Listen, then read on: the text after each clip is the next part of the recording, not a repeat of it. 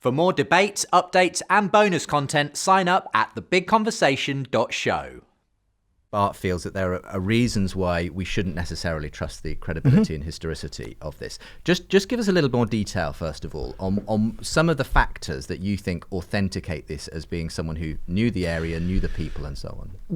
Yeah, so when you look at the text, I'd say either the person has been, has lived in the land, or they spent detailed conversations talking to people who lived in the land. And I'd say that about all four Gospels, that they know where the land goes up and down, that, between them they mention 26 town names, they know travelling times, and so on. When I look at Luke, I find that there are certain features. I can think of 4 verses in a row, say in Luke 16, where you get, he's get a dry measure and a wet measure, and then we get the sons of light as a phrase, which is a Palestinian religious phrase, and then unrighteous mammon in the next verse. And those are 4 bits of language which I would expect really reflect the land of Palestine. And so if we've got them in a row, it's because we actually have the wording somehow preserved. I look at a story like the story of the runaway son, the prodigal son, the 2 sons, however you want to call it. And I don't think it's a story that's made by committee. I think it's a story which represents someone's thought who's been really very, very deeply into the Old Testament. They've arranged bits from the Laban-Jacob narrative, from the Jacob-Esau narrative. They're pulling out phrases here, there, and everywhere from the Old Testament. And it comes together.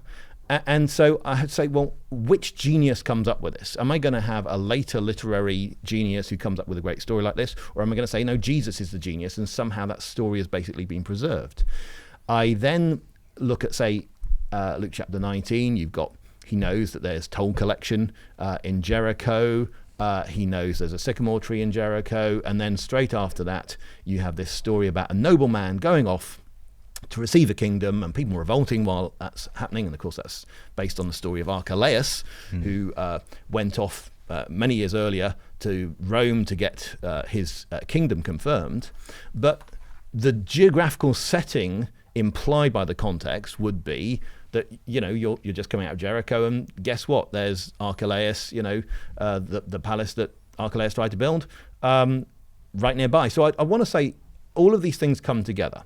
Now, I know there are problems. We might want to talk about the chronology in the beginning of Luke as well. But underlying this, I say someone has done a huge amount of research to get this together. And I think the most obvious interpretation is that we have a lot of tradition of Jesus coming through.